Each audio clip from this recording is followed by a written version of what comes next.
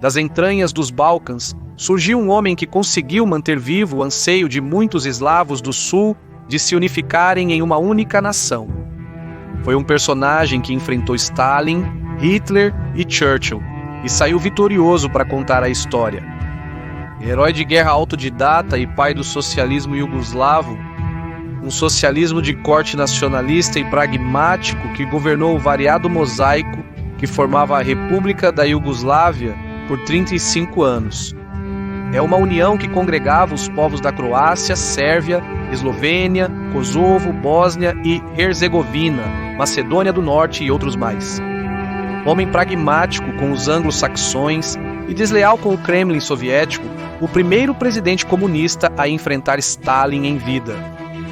Liderou com uma luva diplomática em uma mão e com um fuzil na outra um período de estabilidade e crescimento econômico e social sem igual na República da Iugoslávia, enquanto conseguia neutralizar as graves rivalidades internas da região.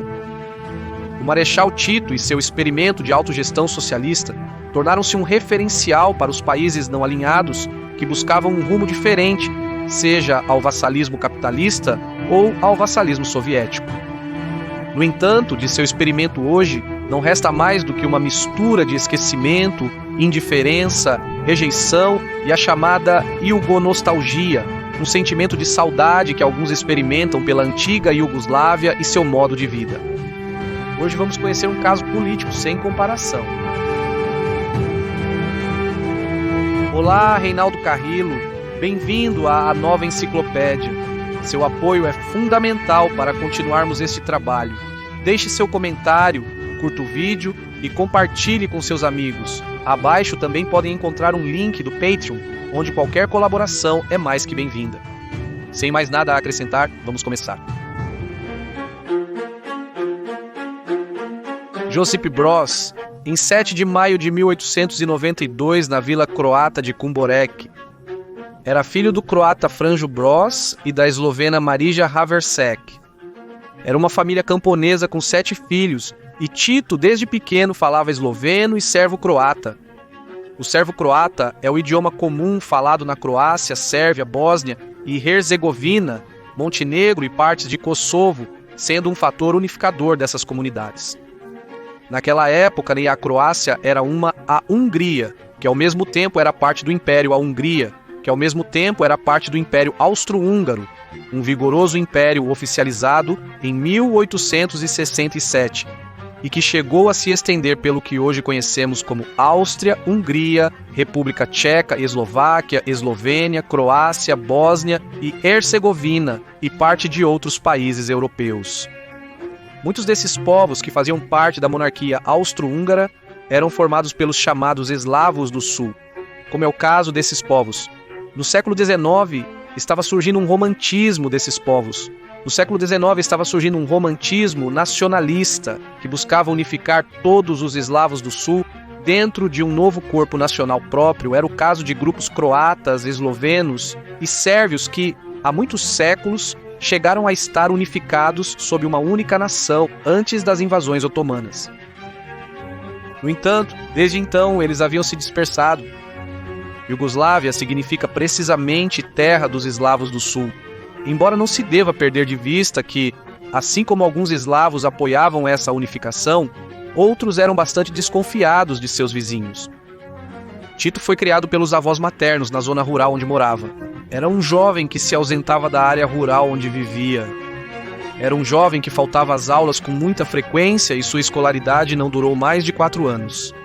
Também obrigado a trabalhar devido à precariedade em que a família vivia, ele se dedicava a trabalhar nas fazendas da família e, algum tempo depois, conseguiu alguns trabalhos como supervisor de maquinaria, onde passava mais tempo distraído lendo livros do que supervisionando a maquinaria.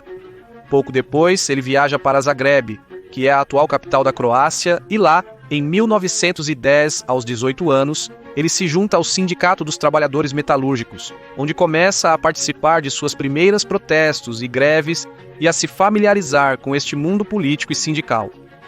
Nos anos seguintes, Tito vagueia pelas cidades mais importantes da região em diferentes trabalhos na área metalúrgica, desde a Eslovênia até a atual República Tcheca, passando por Munique e a bela Viena, na Áustria. Mas a verdade é as prensas e a maquinaria. Seu ambiente predileto eram as prensas e a maquinaria. Seu ambiente predileto eram as conversas na academia, e quando não estava cochichando, ele começava a praticar esgrima ou a dançar. No entanto, essa vida agitada é alterada quando, aos 21 anos de idade, em 1913, é recrutado pela monarquia austro-húngara para servir 2 anos no exército, em um regimento em Zagreb, de frente para a guerra que estava prestes a estourar.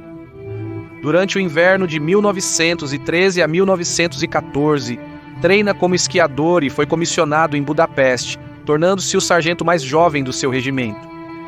No exército, não deixa de praticar esgrima, disciplina que o tira dos teatros de operações e o torna campeão do exército nessa área.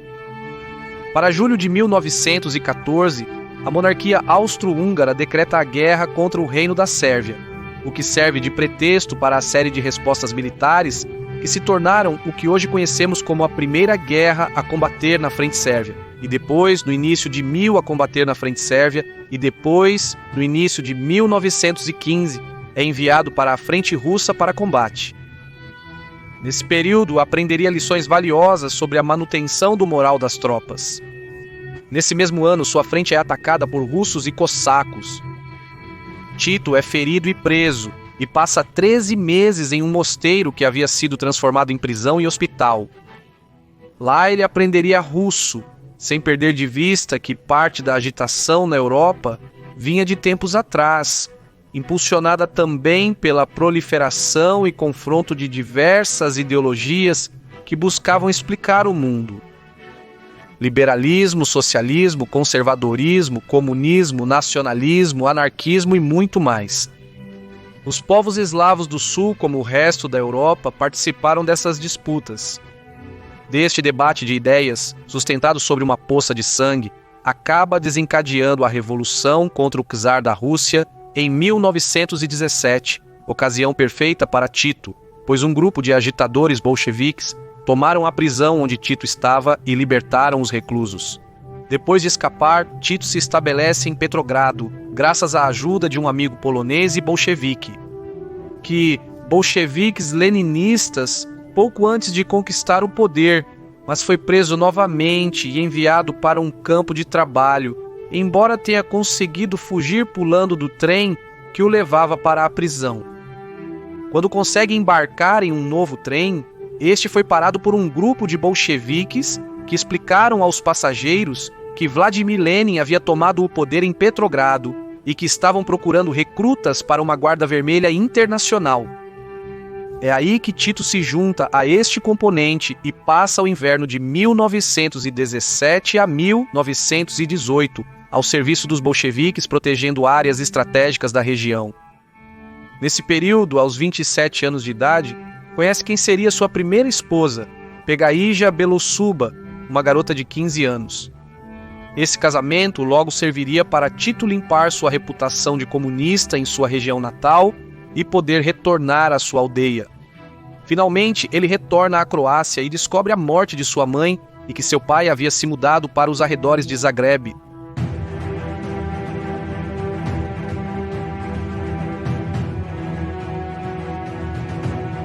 Quando Tito retorna à Croácia após o fim da guerra, a monarquia austro-húngara na qual ele havia passado toda a sua vida já não existia, tendo sido dissolvida após sua rendição na Primeira Guerra Mundial, em 1918, quando foi forçada a aceitar a divisão de seu território em novas nações-estado, dando origem aos estados da Áustria, o Reino da Hungria, Tchecoslováquia, o Estado Livre de Fiume e o Reino dos Eslovenos, Croatas e Sérvios. Com o Reino dos Eslovenos, Croatas e Sérvios, a nação eslava do sul unificada que passaria a ser chamada de Iugoslávia, nação eslava do sul unificada que passaria a ser chamada de Iugoslávia. Deve-se mencionar que a atividade dos comunistas neste reino era bastante notória. Aspiravam a cargos políticos e eram reconhecidos como a terceira força política do reino. As tensões levaram à proibição, na nova Constituição do Reino dos Eslovenos, Croatas e Sérvios, em 1920, de toda a atividade comunista na região. Nos primeiros 10 anos da Iugoslávia, como uma monarquia parlamentar, houve 25 mudanças de gabinete, o que demonstrava a forte instabilidade desta comunidade política recém-formada. Foi neste ambiente que Tito teve que se mover quando retorna à sua terra natal. Graças ao seu eterno cartão de trabalhador metalúrgico, consegue um emprego em uma vila croata onde trabalha por 4 anos e meio. Enquanto paralelamente se aproxima dos círculos comunistas do país e faz ativismo junto a eles durante este período, Tito também tem 3 filhos, embora 2 deles morram em tenra idade. Entediado com a dinâmica de sempre, Tito decide iniciar uma nova fase em sua vida e organiza um sindicato próprio em Zagreb, o coração da Croácia. Graças ao seu carisma e sua capacidade de se relacionar, em pouco tempo se torna líder sindical em tempo integral dos trabalhadores metalúrgicos de Zagreb e membro ativo do Partido Comunista e de seu comitê regional croata. O Comintern, ou Internacional Comunista, criado pelos soviéticos, via a Iugoslávia como um pequeno império estratégico que deveria ser conquistado. Por isso, inicialmente, os soviéticos apoiaram as facções internas que buscavam dividir a Iugoslávia em estados menores, que assim seriam mais fracos diante da influência russa. Mas os comunistas iugoslavos sempre foram muito relutantes a este separatismo do que para eles era a nação desejada dos eslavos do sul. Neste caldo de cultura, começa a surgir uma espécie de patriotismo iugoslavo de esquerda, no qual Tito se sentia muito à vontade. Naqueles anos de ativismo, Tito organiza uma greve geral para toda a Iugoslávia e acaba sendo preso. Tito declara greve de fome e, em 1928, um tribunal em Zagreb o condena a 5 anos de prisão por agitação comunista. Com esses fatos e homens proeminentes dentro do Partido Comunista na Iugoslávia, embora ele ainda não fosse seu líder, não demora para chamar a atenção dos líderes da Comintern aquele sindicalista comunista que, além disso, sabia falar bem russo e alemão. É na prisão onde Josip Broz começa a se chamar Tito, um nome que, segundo ele, depois diria, não significava absolutamente nada. A partir dos anos 30, a Internacional Comunista se afasta de sua política separatista na Iugoslávia porque começa a perceber a Iugoslávia como um muro de contenção para o fascismo italiano e o nacional-socialismo alemão que emergiam com força. Para março de 1934, Tito é libertado da prisão, mas quando volta à rua, a situação política que encontra era muito diferente. Em 1929, o rei Alexandre I da primeira Iugoslávia estava cansado da instabilidade da monarquia constitucional. Então dissolveu o parlamento, vetou todos os partidos e montou seu ano em que o nome do país passa oficialmente a ser chamado de Reino da Primeira Iugoslávia. Tito e muitos líderes comunistas em a se chamar o Reino da Iugoslávia. Tito e muitos líderes comunistas veem insustentável permanecer no país, então decidem sair em direção à Rússia, financiados pela Internacional Comunista. Em Moscou, Tito começa a trabalhar diretamente com a Comintern em torno da situação da Iugoslávia. Para 1937, muitos dos líderes comunistas iugoslavos que estavam na Rússia foram presos nas purgas de Stalin. No entanto, Tito consegue se salvar e vê uma oportunidade para melhorar sua posição. Em Moscou, aprende técnicas militares com o Exército Vermelho, vai ao Teatro Bolshoi e vê, embora de longe e brevemente, a Joseph Stalin. Em Moscou, Tito aprenderá o valor da geopolítica e dos operadores políticos.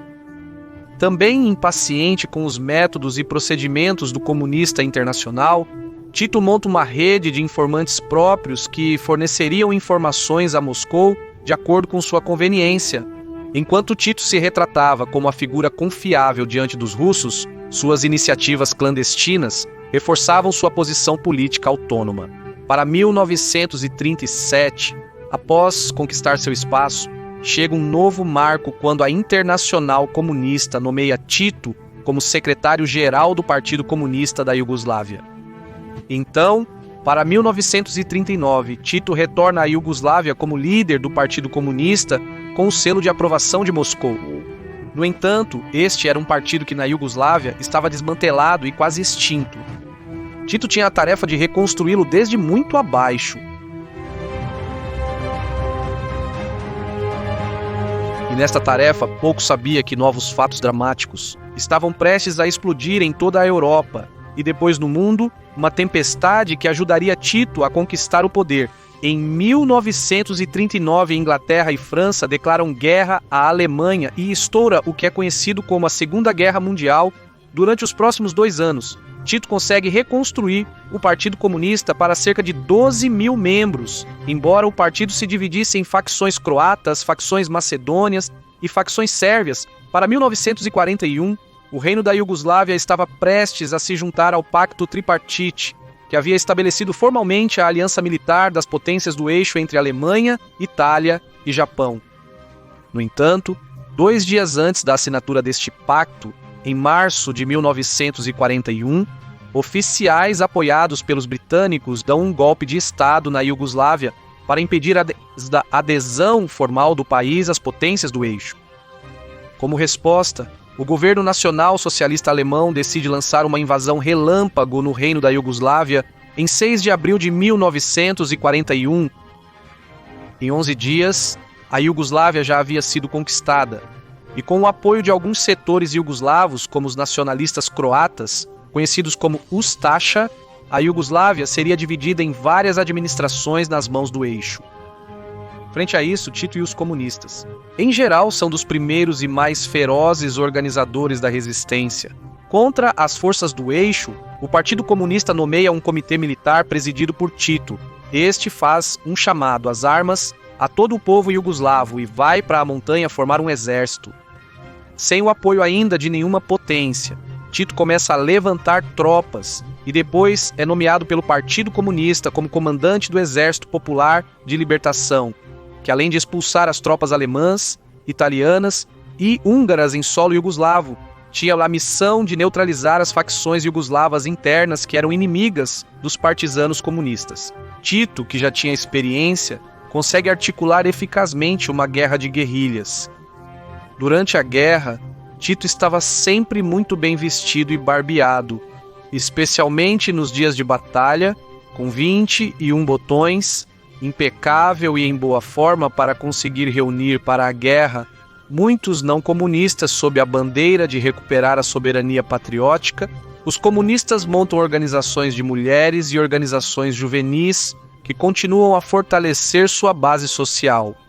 O outro lado da resistência iugoslava contra a invasão eram os chamados chetniks, monarquistas iugoslavos, que além de querer expulsar as tropas estrangeiras, se opunham aos partidários de Tito, que em várias ocasiões os chetniks iugoslavos se aliaram com as tropas alemãs e italianas invasoras para combater os partidários.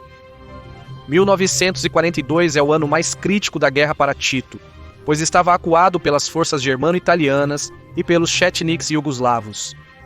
Tito costumava se envolver no fogo vivo do combate e vários até reclamavam que ele se arriscava demais. Após uma série de confrontos e manobras militares, as tropas partidárias conseguem recuperar alguns territórios dos alemães e outros colaboradores do eixo e vão recuperando novas terras iugoslavas. Mas em janeiro de 1943, os nacionalsocialistas lançam uma ofensiva contra Tito com a ajuda de italianos, croatas ustachas e alguns chetniks. Seria uma luta dura contra os partisãs que devem resistir a este número de baixas. Os partisãs vencem contra a ofensiva alemã. Deste marco é que Josip Broz Tito se torna a grande figura da resistência nos Balcãs e interlocutor obrigatório do lado aliado. Nesse mesmo ano, ainda com grande parte do país nas mãos do inimigo, Tito proclama um governo provisório da Iugoslávia e estabelece as bases para um futuro governo pós-guerra.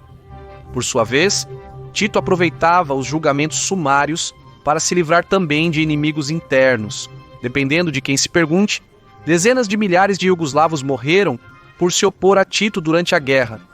Por sua vez, no meio deste caos bélico, ocorreram vários massacres entre iugoslavos por diferenças políticas e sociais internas. Dentro desse heterogêneo grupo de culturas que compunham a Iugoslávia, a situação da guerra era dura e Tito precisava que estes não lhe entregassem. Os britânicos que também buscavam que estes não lhe entregassem. Os britânicos que também buscavam ganhar influência na Iugoslávia aproveitaram este vácuo e começaram a ajudar diretamente a Tito.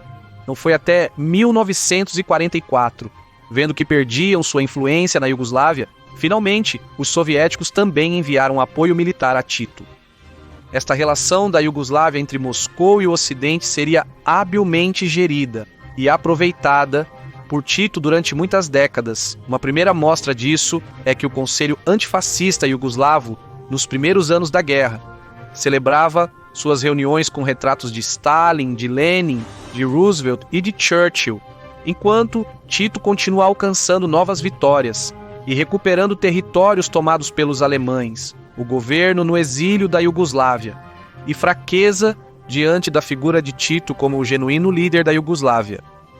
Churchill pede pessoalmente uma reunião com Tito que acaba acontecendo na Itália em 1944. Após essa reunião, Tito vai a Moscou em segredo e Churchill se enfurece quando descobre a notícia. Tito respondeu dizendo: "Bem, o Sr. Churchill foi ao Canadá e ele não me disse nada. E eu não sinto necessidade de informá-lo, porque ele não sente necessidade de me informar. Por outro lado, o desembarque na Normandia e a ofensiva americana muda tudo. E após o avanço dos aliados pela Europa, as forças alemãs são forçadas a negligenciar a região da Iugoslávia. Tito aproveita a ocasião para ordenar um ataque a Belgrado, a capital do reino.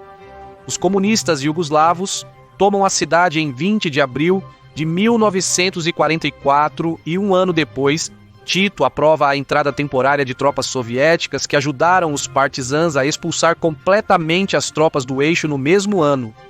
Finalmente, a Iugoslávia havia expulsado o invasor. Os partisãs ganhavam fama de exército libertador e Tito de herói de guerra nacional. Ele era o homem do momento na Iugoslávia e presidia os atos de celebração da vitória. Após a vitória, na Iugoslávia é formado um governo de coalizão, como acordado antes da guerra, liderado por Tito, mas com membros de diversas tendências políticas. No entanto, entre o verão e o de 1945, Tito encarrega-se de purgar o governo dos moderados, dos liberais e dos não comunistas. E também assume o controle dos poderes públicos. Em novembro de 1945 são realizadas eleições, nas quais também se definirá a forma de governo, e Tito vence por esmagadora maioria. Seus opositores dizem que por fraude e seus simpatizantes dizem que com a fama de libertador da Iugoslávia que ele tinha naquele momento era um resultado mais do que esperado. É proclamada a República Federal Popular da Iugoslávia e nesse mesmo mês a Assembleia depõe oficialmente o rei da Iugoslávia, Pedro II, terminava de morrer, o que restava da monarquia na Iugoslávia. Assim começa o famoso governo de Josip Broz Tito. São estes os anos pós-guerra em que o controle das regiões era dividido entre americanos e russos. Muitos esperavam que Tito fosse um aliado natural do bloco soviético e um satélite a mais do poderoso Stalin, mas a história seria outra. Tito assumiria a bandeira do socialismo, mas também a bandeira do nacionalismo e do patriotismo soberanista dos povos. A unidade interna da Iugoslávia e a política externa seriam a prioridade em um Estado multiétnico que estava na mira do controle americano e do controle soviético. Tito era capaz de mitigar as rivalidades que existiam entre grupos políticos étnicos internos da Iugoslávia ao unificá-los frente à ameaça hostil do bloco capitalista e do bloco soviético. Ele se consolida como o homem capaz de forjar a nova Iugoslávia independente e proteger sua nação no anseio histórico de unificação iugoslava das garras anglo-saxônicas e das garras soviéticas. A Iugoslávia era socialista, sim, mas o seu próprio tipo de socialismo não se alinhava com nenhum desses dois blocos. De forma que após as eleições, uma das primeiras tarefas de Tito é consolidar internamente o novo governo. Ele se dedica a organizar o Exército Popular Iugoslavo, que se tornou o quarto exército mais forte da Europa naquele momento. E Tito se encarrega de consolidar um aparato policial e de inteligência rigidamente sob seu comando.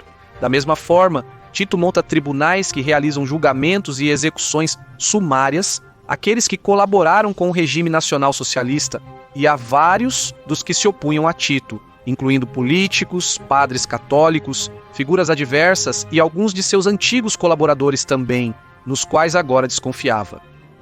Isso, que em parte foi inspirado pelas purgas que Tito presenciou em Moscou, até irritou seus contrapartes soviéticos, pois Tito até executou vários agentes duplos que os russos tinham na Iugoslávia para espioná-lo.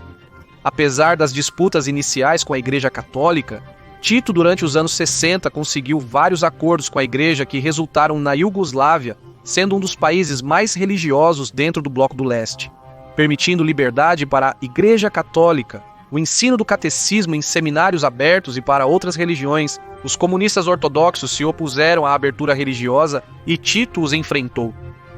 Falaremos mais adiante sobre a economia muito singular da Iugoslávia de Tito. O certo é que, após se fortalecer internamente após a guerra, Tito agora se preparava para lidar com as potências externas. E é neste jogo geopolítico da Guerra Fria que a Iugoslávia soube desempenhar um papel chamativo e original. Tito promoveu no mundo um discurso que afirmava o princípio da autodeterminação dos povos e da coexistência pacífica. Sob essa visão, promoveu uma política de neutralidade e cooperação com todos os países, desde que esses países não interferissem na política iugoslava. A autonomia que Tito havia ganhado durante a guerra e seu caráter contestador fazem com que, nos primeiros anos do pós-guerra, se apresentassem os primeiros conflitos da Iugoslávia, tanto com o lado ocidental quanto com Stalin. Stalin se incomoda com o fato de Tito apoiar o lado comunista da Guerra Civil Grega e que mantivesse pequenos, mas arriscados confrontos com tropas do lado aliado durante os anos de reajuste de fronteiras no pós-guerra.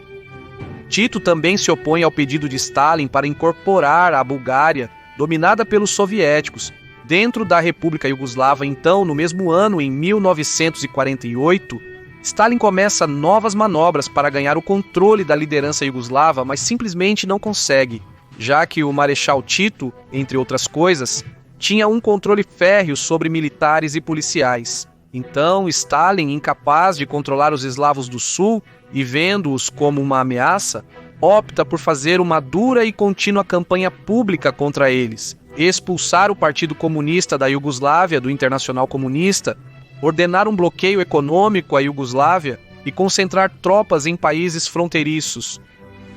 Tito, o rebelde, intensifica sua postura soberanista.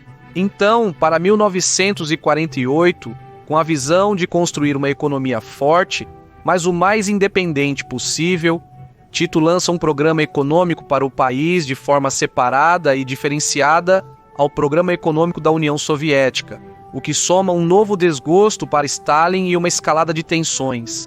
Ele é o primeiro e único presidente socialista a desafiar diretamente Stalin enquanto estava vivo. Parte deste programa econômico implicava uma dura coletivização de terras, mas sob sua própria modalidade, e o que foi chamado o modelo de autogestão operária. Para 1950 e os anos subsequentes, Tito redobra a aposta da autodeterminação econômica e a Assembleia Nacional da Iugoslávia aprova o que seria a base do distintivo tipo de socialismo que regeria a Iugoslávia. Esta seria a lei fundamental sobre a autogestão, escrita por Tito e seus principais assessores intelectuais. Este modelo de autogestão descartava o planejamento centralizado ao estilo soviético por um modelo de autogestão operária, uma ideia sedutora que buscava dar controle das empresas aos trabalhadores e dar mais poder às regiões, não as atando ao centralismo. Os principais meios de produção seriam geridos estatalmente sob esta modalidade, enquanto outros setores manteriam a presença do setor privado, sem deixar de lado a construção de uma espécie de extenso estado de bem-estar para atender às necessidades primárias da população, com a Iugoslávia, por exemplo, desfrutando por várias décadas de um sistema educacional público muito bem visto na Europa. Depois dos anos 60 e depois dos anos 70, Tito impulsionaria novas reformas econômicas que davam maior autonomia à empresa privada, enquanto o Estado continuava tendo um papel diretor. Os primeiros anos pós-guerra, como no resto da Europa, foram de escassez e precariedade na Iugoslávia, mas pouco a pouco a nação foi se levantando economicamente e evitando novas crises. Entre 1952 e o final da década de 1970, o crescimento médio do produto interno bruto na Iugoslávia foi de cerca de 6%, ou seja, mais do que na União Soviética e mais do que nos países da Europa Ocidental. Mas voltando às numerosas tensões entre Tito e Stalin nos anos 50, o conflito entre ambos chegou a tal nível que Stalin supostamente organizou 22 tentativas falhadas para acabar com a vida de Josip Tito, a ponto de Tito ter supostamente enviado uma carta ameaçando Stalin de que lhe enviaria seu próprio assassino. No final, Stalin morreria em 1956 e Tito continuaria governando a Iugoslávia por muitos anos mais.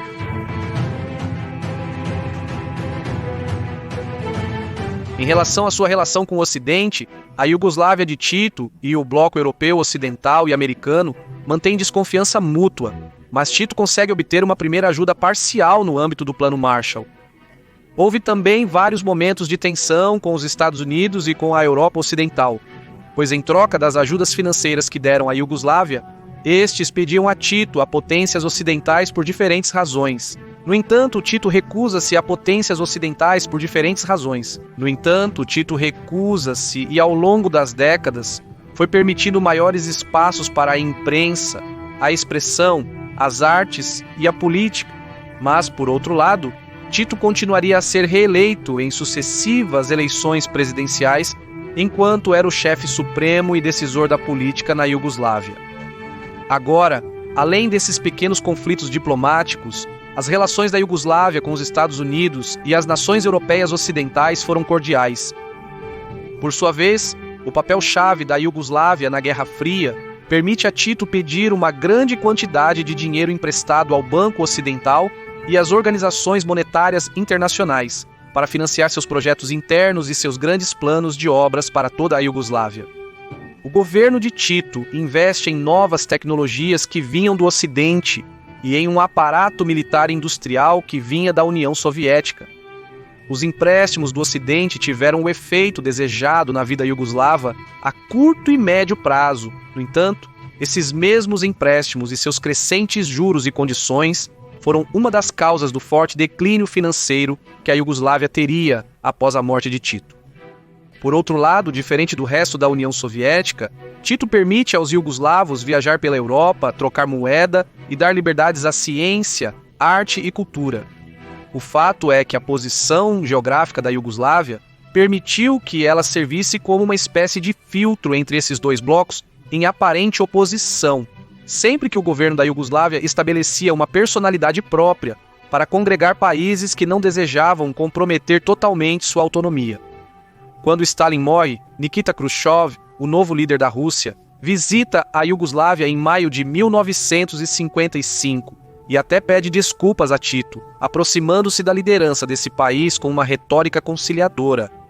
Consegue aliviar as tensões entre os dois países, no entanto, Tito insiste que a Iugoslávia não se juntaria ao Pacto de Varsóvia dos soviéticos, argumentando que a ameaça externa de ambos os blocos permaneceria presente e mudando.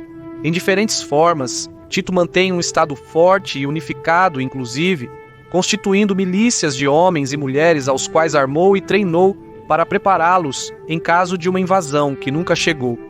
Em 1956, e a invasão soviética à Checoslováquia em 1968, como exemplos de que se o forte Estado iugoslavo se separasse e enfraquecesse, isso seria o gatilho para os soviéticos invadirem. A polícia e o exército eram a Iugoslávia. Ninguém os desafiava e Tito controlava a polícia, o exército, os aparelhos de inteligência e de contra-inteligência. Apesar de que com Khrushchev começa a haver uma desescalada da animosidade entre soviéticos e iugoslavos, Tito, por sua vez, se propõe a levar adiante uma iniciativa internacional inédita, a conformação do movimento dos países não alinhados. Esse movimento buscava a preservação das independências nacionais sem se vincular às duas superpotências do momento e promovendo pela primeira vez, com força, a ideia da coexistência pacífica. Então, Tito começa a se associar com figuras importantes como Gamal Abdel Nasser, do Egito, e Nehru, da Índia, em 1956, e começa a organizar várias reuniões ao redor do planeta com países que apostariam o mesmo, o modelo de autogestão socialista iugoslavo e a visão soberanista de Tito, acabaram sendo um manual para outros países para a política de não alinhamento. Com o passar dos anos, o partisano atlético e esbelto havia engordado. Ele também passou de ser um pai ausente para um avô muito presente para seus netos e muito atento à sua família. Já passados os 70 anos, Tito vive em uma grande casa, em uma pequena fazenda cheia de objetos, arte e lembranças. No entanto, ele ainda é o chefe de Estado. Apesar da forte liderança de Tito, a Iugoslávia continuava sendo uma nação de contradições. Para 1970 ocorre a chamada Primavera Croata, revoltas na Iugoslávia. Tito reprime completamente os protestos. No entanto, na Iugoslávia, Tito reprime completamente os protestos. No entanto, em menos de um ano, Tito aprovaria uma nova constituição que incorporava muitas das demandas que esses manifestantes croatas haviam feito. Para 1971, após ser reeleito presidente da Iugoslávia pela sexta vez, Tito apresenta 20 emendas constitucionais radicais que buscavam dar maior autonomia às províncias, como a criação de uma presidência coletiva, um organismo de dizer da Bósnia e Herzegovina, Croácia, Macedônia, Montenegro, Sérvia, e de dizer da Bósnia e Herzegovina, Croácia, Macedônia, Montenegro, Sérvia e Eslovênia, mais duas províncias autônomas, ou seja, Kosovo e Vojvodina. A Tito não faltavam inimigos dentro e fora da Iugoslávia, mas mesmo em sua idade mais avançada, não conseguiram tirar-lhe a chefia do país após sua juventude marcada pela atividade sindical, o ócio, a leitura, a guerra e a prisão, e depois de seu governo marcado pelo pragmatismo nacionalista e a política de não alinhamento, com ele como grande líder dos Balcãs, Tito morreu no poder em 4 de maio de 1980. Representantes de 122 países se apresentaram em seu funeral. Ele foi homenageado e despedido como o último grande líder vivo da Segunda Guerra Mundial do lado aliado, ao nível de Roosevelt, Churchill, Chiang Kai-shek e Stalin, o criador da Iugoslávia moderna. O líder cuja astúcia havia unificado os grupos historicamente antagonistas da região dos Balcãs em uma federação estável. Um líder que, apesar das pressões de ambos os blocos hegemônicos, não abandonou sua posição à frente. No entanto, após sua morte, a Iugoslávia perdeu seu líder. No entanto, após sua morte, a Iugoslávia estava à beira do colapso. O país entrou em uma espiral inflacionária.